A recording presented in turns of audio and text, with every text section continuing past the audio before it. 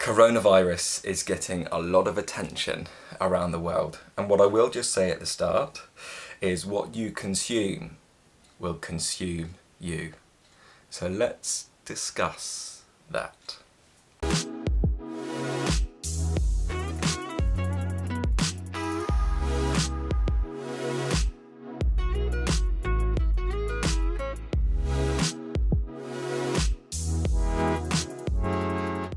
So, a couple of weeks ago, I took some time off of work, and the one-to-one clients that I work with and that I had to cancel the calls for know this too, because I had the flu. And I assumed at that time that it was just a normal flu. In hindsight, I think it was coronavirus.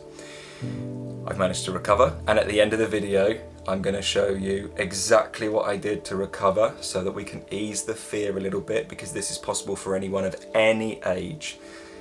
Because we can be conscious about our response. That's all we have in life is our response. And sometimes people think, oh, yes, just respond positively to things. Oh, more of this Jamie woo-woo stuff.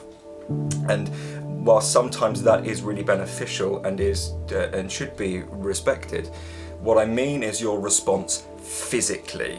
Because we can respond physically with certain breathing practices to increase the lung capacity, and doing them even while it hurts because the fibrosis of the lungs has kicked in is going to potentially, I don't want to be too dramatic and say save your life, because I don't believe this, if you're young and fit and healthy, I don't believe this really affects you too much. But if you're older, perhaps we can increase the oxygen in the lungs, and I'll get to that later because that's really important for surviving this.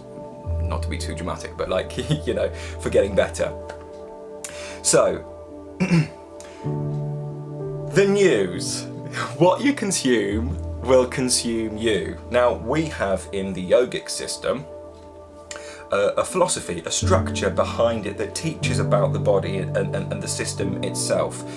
And what is taught is called the Pancha Vayus. And Pancha Vayu means the 5 winds. And I'm not going to go too much into this because, quite frankly, I haven't got time because I'm off on a trip today. But we are going to discuss a little bit what the Pancha Vayus represent. And what they represent is your spiritual digestive system. Now, if we're watching the news, the hype, the hysteria, the crazy fear rhetoric that's shoved down your throat, we have to admit that when we absorb that inside of our spiritual digestive system, it takes a while to get out. Prove it to yourself, Go watch the news. I wouldn't really advise it if you don't watch the news. Keep it switched off. But if you do watch the news and that fear gets inside of you, you watch. It will take you at least probably 4 to maybe 6 hours to recover, because your mind will have taken it in. Your ego will be absorbing the information. Oh gosh, what if I get it round the next corner? And I don't wish to make light of this disease. I don't. But I'm trying to bring a joyful attitude towards it, considering there's so much hype and hysteria. See, for me, this is a choice now in human history between, in human evolution, between fear. Are we going to continue with the fear rhetoric in our lives, continue believing the fear that holds us back in our lives and suppresses our spiritual digestive system, and even to a degree suppresses our immune system? Think about it. Have you ever been at work with a really stressful boss, or you've ever had a deadline for coursework or something, and you keep getting stressed out about this deadline, and fear comes in, oh, what if I don't get the grade that I like? That stress then causes usually sickness, right? Because the body is always in hyper crazy alert mode, and it can't sustain that.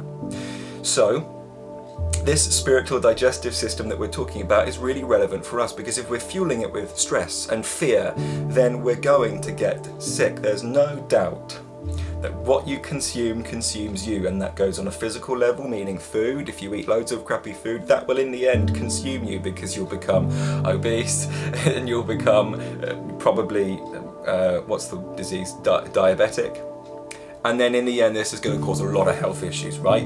Same for things that we consume from the outside, meaning the news, meaning the fear rhetoric, meaning control, blah, blah, blah, all of this stuff that's plastered at us, it does have an effect. We can't sit here and say it doesn't, because it totally does. We ruminate, we sit in this fearful state, like, oh, I don't even want to leave the house anymore. And I get it. So why are we consuming this fear rhetoric? Well, it seems like we're addicted. And the reason is, being 2020, right? Like 2020 vision, we get to look back at the times gone past and how much fear's been plastered at us. And perhaps for 2020 vision looking forward, we might see that we now have a choice to change this. Now, where is the choice? Because we have a choice between fear and peace. We really do inside of ourselves. Let me prove it to you. Go watch the news, you'll feel fearful. That's a choice, right? But if you just close your eyes for a moment and just connect really intensely to the feeling of your body, or the feeling of presence, or the feeling of beingness in this moment that you are, there's just peace here. There's just peace here. We might call it neutral, we might call it whatever we like, but I like to call it peaceful, because this is peaceful, and we have that choice, that option every single day. We can go to the news and disturb this peace. We can even go to the mind, listen to the mind's fear rhetoric and disturb this peace. And I think, for me, this coronavirus is a blessing in disguise. Now, I don't mean that to cause any offence to anyone that gets this and does get seriously ill, because really, when we see this amount of fear and hysteria in the world, then it gives us an opportunity to buy into that, or to wake up. When I say wake up, I mean to leave this control rhetoric. Let's be honest, if you're just sat in your room with no news on, where's the fear? Just turn the TV off. Where's the fear? There isn't any. There's a nice saying that the television tells lies to your vision, and that fear is false evidence appearing real. Now, I'm not saying don't fear this disease. You can do, and I have done, and I know that this doesn't serve me personally. If you're going to get it, you're going to get it. Now, there's things we can do if we get this thing that can really help increase our chances of getting well a lot quicker. Now, the sadhana that I teach is, yes, it's spiritual in nature, but don't be fooled. This stuff is really practical. It's not spiritual if it doesn't bring into account the physical aspect of ourselves, the physical body. And there's a breathing practice down below, which when I was in the height of my flu, my lungs were really quite painful. And I was still consistently doing my daily sadhana practice, albeit a little bit slower, a little bit more sluggish, and a little bit more attentive to my inner system. I was still doing these breathing practices. Now, this is where this gets interesting, because I don't want to say that the sadhana works miracles, but in my opinion, the sadhana works miracles.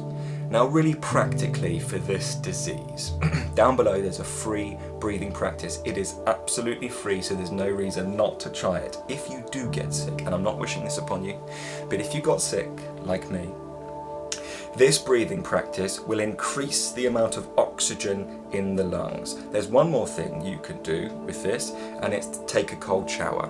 If you get sick, here is your get well gift from me, and it's free. Take a cold shower every morning. Why? This will boost the immune system and increase your chances of fighting this disease.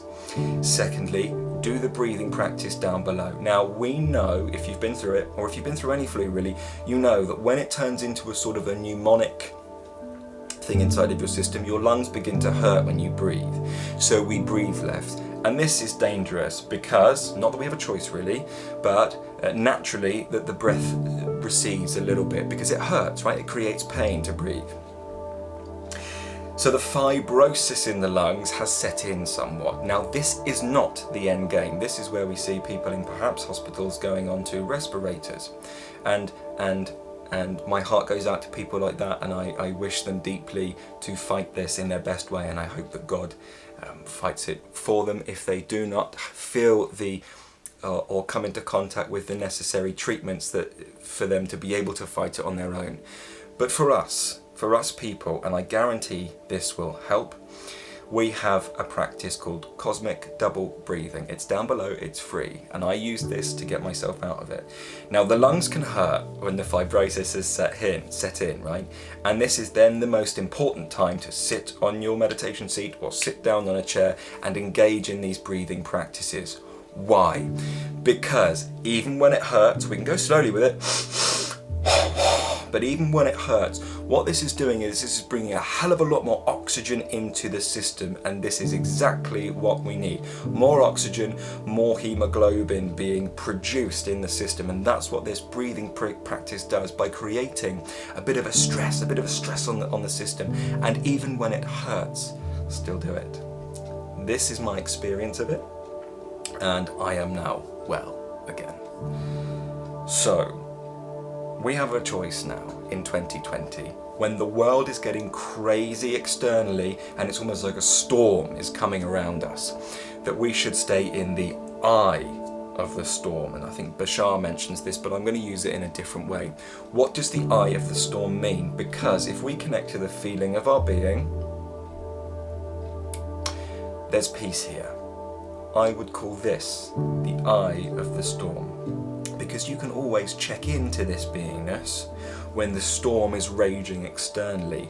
Now let's say you do get sick and the storm is raging internally, you can still connect to the feeling of beingness and notice that it's totally separate from the storm that's raging inside. There's still peace here.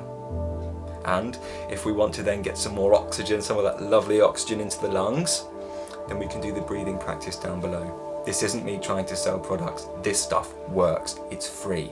Take it, please, should you wish. I mean, it's up to you. So, are we going to choose fear because what we consume consumes us through the spiritual digestive system? Or are we going to choose peace? It makes sense to me that if we choose fear, we give our immune system that suppressive action. We suppress the immune system more than we would need to. We become more vulnerable. But if we choose peace, by connecting and staying as the presence that we are as we go about and do our daily jobs and work and things, then we're going to be able to at least be the eye in the storm of craziness that's surrounding us, but also give us the best possibility to respond to anything that's happening in a peaceful way. And that doesn't serve anybody else more than yourself. I hope this wasn't preachy, and I hope it brings some comfort, and yeah, okay. That will do. If you have any questions, drop them down below. If you want to press that bell icon, I've never done this before, if you want to press that bell icon, I think it sends you every video that I make. Now if you don't want that and that seems too much for you, then fair enough. But if that's something you're interested in, then by all means, press that bell icon and you'll get my videos instantly. But for now, that will do. Final thing, if you want to sign up to the one-to-one coaching down below, in which case we can go deeper into the sadhana, more than the breathing practice, but deeper into the sadhana, meaning yoga and some other pranayamas, meaning breathing practices, then you're more than welcome to sign up for the application form down below. It's totally free for the application form. The coaching isn't free, but it's surprisingly affordable. Also, there's a community down below for awakening souls that are going through an awakening experience and don't really have anybody to talk about it with. That will do. I'm off to Edinburgh for a nice cultural trip, so I will see you when I get back.